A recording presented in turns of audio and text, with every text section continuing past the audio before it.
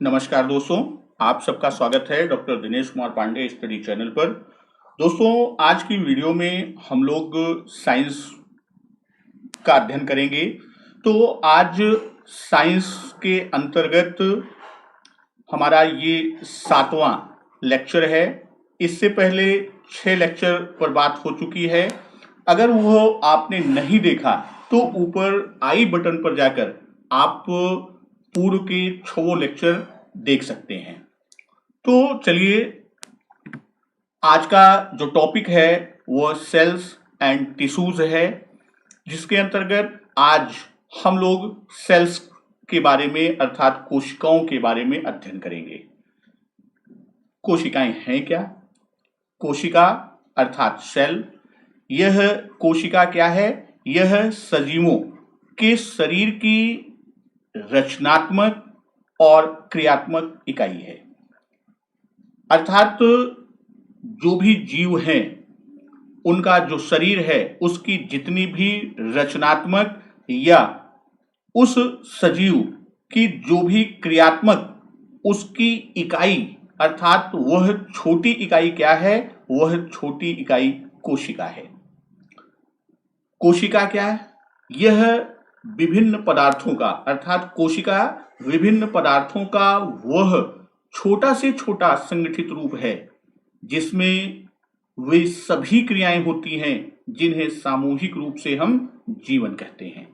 तो यहाँ दोस्तों, यदि हम सेल की बात करें तो यह सेल को हम तुलना जो है वह ईंट से कर सकते हैं। सेल की तुलना हम ईंटों से कर सकते हैं कि जिस प्रकार ईंटों को जोड़कर हम क्या करते हैं, एक करके हम ईंटों को क्या करते हैं, उन ईंटों को जोड़कर क्या करते हैं, हम भवन का निर्माण करते हैं। अर्थात जब भवन है वह क्या है, उसकी इकाई किस पर आधारित है? ईंटों पर आधारित है। उसी प्रकार जो हमारी विभिन्न कोशिकाएं सेल्स हैं, वह एक दूसरे से जुड़कर प्रत्येक सजीव का निर्माण करती हैं। यह कोशिकाएं आपस में जुड़कर क्या करती हैं? एक सजीव का निर्माण करती हैं। तो जैसे यहाँ भवन ईंटों पर आधारित है, उसी प्रकार जो सजीव अर्थात उसका जो शरीर है, जो उसकी काया है, वह किस पर निर्भर है? वह कोशिकाओं पर निर्भर है। इसीलिए कहा गया कि कोशिका क्या होती है? कोशिका शरीर की रचनात्मक और क्रियात्मक इकाई होती है। और इसी इकाई को कहा गया कि वह छोटा से छोटा संगठित रूप है, यानी इसके अंदर भी विभिन्न पदार्थों का संगठित रूप निहित होता है जिसमें सभी क्रियाएं होती हैं और उन्हीं के सामूहिक रूप को हम क्या कहते हैं? उसी को जीवन कहते हैं। कोशिका शब्द पर हम बात करते हैं कि कोशिका का अंग्रेजी रूपांतर जो है वह सेल है, जो लैटिन भाषा के सेलुला शब्द से लिया गया है। और सेलुला शब्द का अर्थ जो होता है वह एक छोटा कमरा होता है।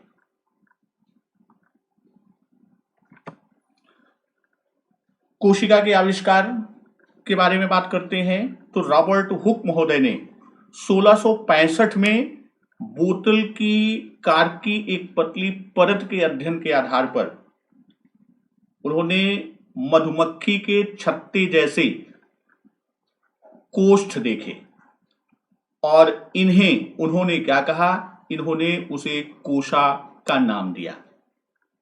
उनका ये जो अध्ययन है, जो उन्होंने 1665 में कोशा नाम दिया, तो जिस पर उन्होंने पूरा अध्ययन किया, उस अध्ययन को उनकी पुस्तक माइक्रोग्राफिया में छपा गया, यानी उसमें वह उनका पूरा अध्ययन छपा हुआ है। और रॉबर्ट हुक महोदय ने कोशाभित्तियों के आधार पर कोशा शब्द का प्रयोग किया। तो यहां रॉबर्ट हुक महोदय के बाद ल्यूवेनहॉक ने कोशिका के अंदर संगठन, किसने? ल्यूवेनहॉक महोदय ने। इन्होंने क्या किया? इन्होंने कोशिका के अंदर के संगठन का अध्ययन किया, अर्थात कोशिका के अंदर जो भी संगठन है, जैसे पूर्व में हम लोगों ने कहा कि विभिन्न पदार्थों का संगठित रूप, तो इन्होंने कोशिका के अंदर के संगठन के ऊपर अध्ययन किया। उसके आगे कोशिका सिद्धांत की बात करते हैं तो जीव वैज्ञानिक एम स्लाइडेन, जो जर्मन वनस्पति शास्त्री थे, ने 1838 में, और टी स्वान महोदय जो ब्रिटिश जंतु शास्त्री थे, ने 1839 में अपने पत्र जंतु तथा पौधों की संरचना और विकास की समानता पर सूक्ष्म जांच, इस आधार पर इसके द्वारा उन्होंने कोशिका सिद्धांत को आगे प्रस्तुत किया। तो यहां कोशिका सिद्धांत की जब हम बात करते हैं तो जंतु वैज्ञानिक स्वान महोदय और वनस्पति शास्त्री स्लाइडेन और जंतु विज्ञानी टी स्वान महोदय ने कोशिका का सिद्धांत प्रस्तुत किया, और उन्होंने इस सिद्धांत में बताया कि कोशिकाएं पौधे और जंतुओं की रचनात्मक इकाई होती हैं। इस सिद्धांत में उन्होंने बताया कि सभी पौधे और जंतु कोशिकाओं से बने होते हैं, अर्थात यहां हम कह सकते हैं कि कोशिकाएं क्या हैं? कोशिकाएं पौधों और जंतुओं की रचनात्मक इकाई हैं, और वे जीवन की मूलभूत इकाई के रूप में कार्य करती हैं। अर्थात जीवन की मूलभूत इकाई क्या होती है? जीवन की मूलभूत इकाई सेल्स होती हैं या कोशिकाएं होती हैं। यह सिद्धांत अर्थात एम स्लाइडेन और टी स्वान महोदय ने जो कोशिका सिद्धांत को प्रस्तुत किया, तो यह सिद्धांत इस बात की व्याख्या नहीं कर पाया कि नई कोशिकाओं की रचना किस प्रकार हुई थी, अर्थात जो नई कोशिकाएं वृद्धि करती हैं, नई कोशिकाओं का जन्म होता है, वो किस प्रकार होता है, उसकी व्याख्या जो है वह स्लाइडेन और स्वान महोदय के सिद्धांत से नहीं हो पाई। फिर रूडोल्फ बिरकोव महोदय ने 1856 में कोशिका सिद्धांत को आगे की ओर बढ़ाया, और बिरकोव महोदय ने बताया क्या कि कोशिकाएं विभाजित होती हैं, अर्थात उन्होंने कोशिकाओं के विभाजन की बात की, और नई कोशिकाएं निर्मित होती हैं वह पूर्ववर्ती कोशिकाओं से ही बनती हैं, अर्थात नई कोशिकाओं का जो जन्म होगा वह किससे होगा? वह पूर्ववर्ती कोशिका से होगा। और विरकोव महोदय ने स्लाइडेन तथा स्वान की परिकल्पना को संशोधित किया। उन्होंने उनके उस सिद्धांत या उनकी परिकल्पना को क्या किया? उसे संशोधित किया तथा कोशिका सिद्धांत को एक अंतिम रूप दिया। कोशिका सिद्धांत को अंतिम रूप किसने दिया? वो रूडोल्फ बिरकोव महोदय ने दिया।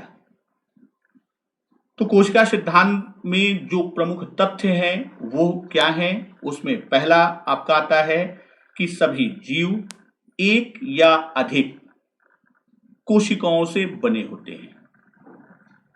कोई भी जीव होगा वह एक कोशिका या एक से अधिक कोशिकाओं द्वारा निर्मित होता है।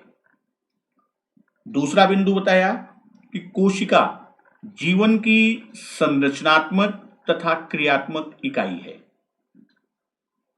यानी जीवन की में जितने भी संरचनात्मक कार्य होंगे या जितने क्रियात्मक रूप हैं, वह सब उसकी इकाई के रूप में कौन है? उसकी इकाई के रूप में कोशिका है। और तीसरा बिंदु बताया कि प्रत्येक कोशिका एक पूर्ववत कोशिका से उत्पन्न हुई है। जो भी नई कोशिका निर्मित होती है वह अपने पूर्ववत कोशिका अर्थात पूर्ववर्ती कोशिका से बनती है। यहां एक विशेष बिंदु ध्यान में रखना है, वो क्या है कि विषाणु यह कोशिका सिद्धांत का पालन नहीं करता।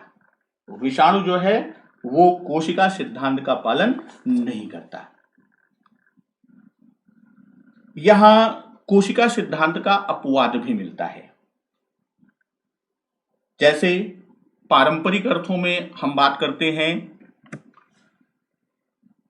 कि कोशिका सिद्धांत एक नहीं वरन एक तथ्य है। यह एक सिद्धांत नहीं वरन क्या है? यह एक तथ्य है, एक फैक्ट है।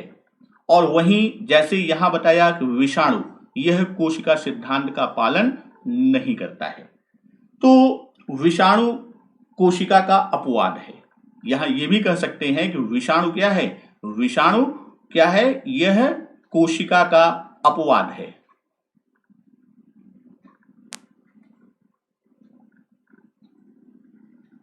यहां क्यों अपवाद के रूप में है? क्योंकि जो विषाणु है वह क्या है? इसमें कोशिका नहीं होती। विषाणु में कोशिका नहीं होती और सर्वथा यह क्या होता है? विषाणु एक संक्रामक परजीवी के रूप में। विषाणु किस रूप में रहता है? एक संक्रामक परजीवी के रूप में यह होता है। और अपनी जब किसी विलगित अवस्था में यह होता है तो वहां क्या होता है? जब वह विलगित अवस्था में होगा तो वह किस अवस्था में होता है? वह निर्जीव अवस्था में होता है, यानी वहां उसमें निर्जीवता का भाव होता है। और विषाणु ऐसे प्रारंभिक सूक्ष्म जीव हैं जो कोशिका की अवस्था तक नहीं पहुंच पाते। ये विषाणु जो हैं यह कोशिका की अवस्था तक नहीं पहुंच पाते, तो यह कोशिका के एक अपवाद के रूप में है। अब यहां बात करते हैं कि जो जीव हैं, जैसे ऊपर अभी सिद्धांत में पढ़ा कि कुछ बहुकोशीय जीव होंगे और कुछ एक कोशीय जीव होंगे, अर्थात जिसमें एक कोशिका से निर्मित है, एक कोशीय है, और जिसमें एक से अधिक अर्थात बहुत सारे कोशिकाओं से निर्मित है, वह किस में जाएगा? वह बहुकोशिकीय जीव में जाएगा।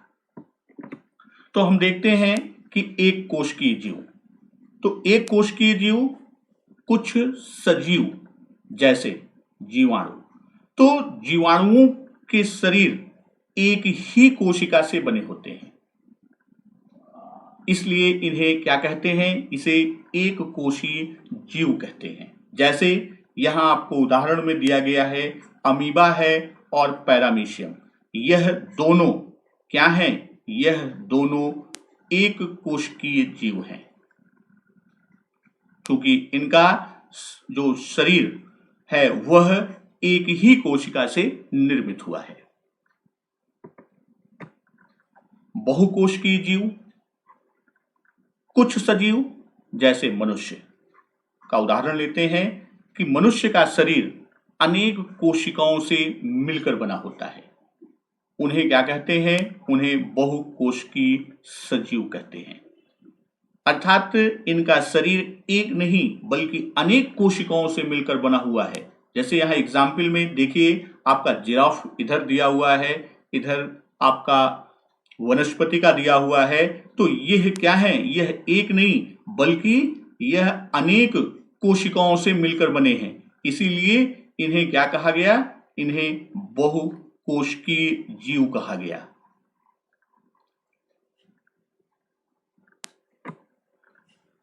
कोशिका के प्रकार तो रचना के आधार पर हम देखते हैं कि कोशिकाएं दो तरह की होती हैं। पहला प्रोकैरियोटिक कोशिका और दूसरा आपकी यूकैरियोटिक कोशिका। तो रचना के आधार पर है तो प्रोकैरियोटिक कोशिका की बात हम करते हैं। तो यह कोशिका की बात, प्रोकैरियोटिक कोशिका वह कोशिका कहलाती है जिनमें केंद्रक कला, केंद्रक तथा सुविकसित कोशिकांगों का अभाव होता है।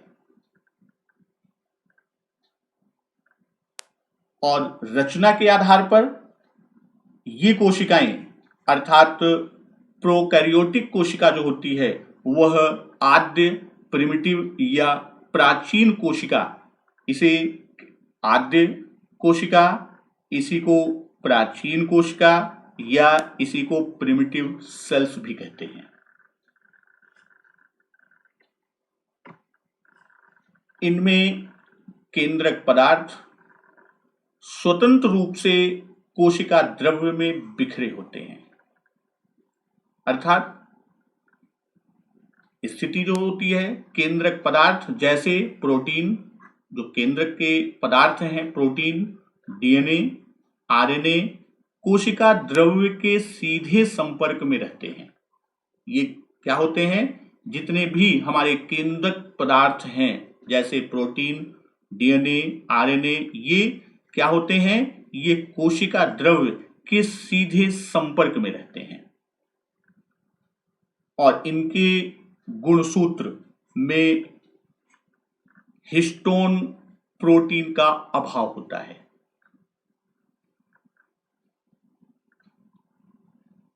किस प्रकार के कोशिकाओं में, जो हमारी कोशिकाएं हैं जिनके अंतर्गत केंद्रक पदार्थ, इस तरह के भी प्रश्न आपको मिलते हैं कि जिनके अंदर केंद्रक पदार्थ सीधे कोशिका द्रव्य के संपर्क में रहते हैं या सीधे नाम दे देता है कि प्रोटीन, डीएनए, आरएनए आदि ये कोशिका द्रव्य के सीधे संपर्क में रहते हैं, उन्हें किस प्रकार की कोशिका कहते हैं, तो उन्हें हम क्या कहते हैं, उन्हें प्रोकैरियोटिक कोशिका कहते हैं।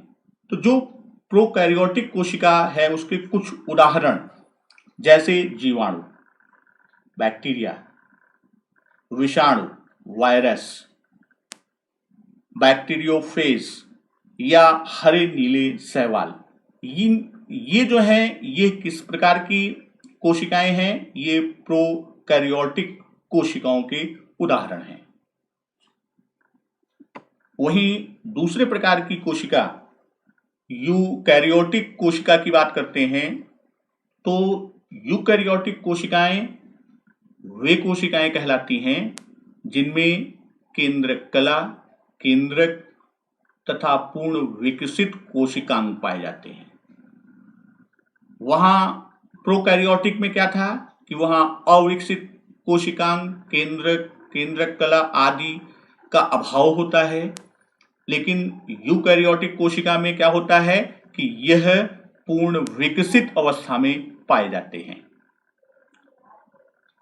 इनमें केंद्रक पदार्थ यानी यूकैरियोटिक कोशिका जो है इसमें जो भी उसके केंद्रक पदार्थ हैं प्रोटीन, डीएनए और आरएनए, यह कोशिका द्रव्य के सीधे संपर्क में न होकर यह केंद्रक द्रव्य के संपर्क में रहते हैं। तो यूकैरियोटिक और प्रोकैरियोटिक में कि यहाँ पहला अगर हम अंतर की भी बात करें तो वहां यूकैरियोटिक जहां बोल रहा है कि इसमें केंद्रक कला या पूर्ण विकसित कोशिकांग होते हैं, वहीं प्रोकैरियोटिक में कहा गया था कि केंद्रक कला का अभाव या पूर्ण विकसित कोशिकांग नहीं होते, यानी पूर्ण विकास नहीं हुआ था। दूसरी चीज यहाँ केंद्रक पदार्थ क्या होता है, केंद्रक द्रव्य के संपर्क में होता है, वह कोशिका द्रव्य के संपर्क में नहीं होता। लेकिन प्रोकैरियोटिक में क्या होता है कि वहां पर जो केंद्रक पदार्थ अर्थात प्रोटीन, डीएनए, आरएनए है, वह कोशिका द्रव्य के संपर्क में होता है तो वह आपका किस में चला जाएगा? वह कोशिका आपकी प्रोकैरियोटिक के अंतर्गत चली जाएगी। यूकैरियोटिक कोशिका के गुणसूत्रों में हिस्टोन प्रोटीन पाई जाती है, जबकि प्रोकैरियोटिक में हिस्टोन प्रोटीन का अभाव होता है। यूकैरियोटिक कोशिकाओं के उदाहरण में यदि हम देखते हैं तो शैवाल या हरे नीले शैवाल के अतिरिक्त सभी विकसित जंतु और वनस्पति कोशिका इसके उदाहरण होते हैं। तो अगर हम बात करें प्रोकैरियोटिक और यूकैरियोटिक कोशिका की, तो प्रोकैरियोटिक कोशिकाएं क्या होती हैं? वह अर्धविकसित होती हैं।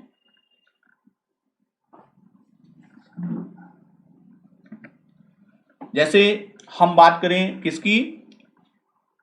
प्रोकैरियोटिक और यूकैरियोटिक की बात करें तो अगर हम दोनों के डिफरेंस को देखें तो प्रोकैरियोटिक कोशिका जो होती है सेल्स होती है, यूकैरियोटिक सेल्स। तो प्रोकैरियोटिक क्या होती है? इसकी कोशिकाएं क्या होती हैं? इसकी कोशिकाएं अर्धविकसित होती हैं।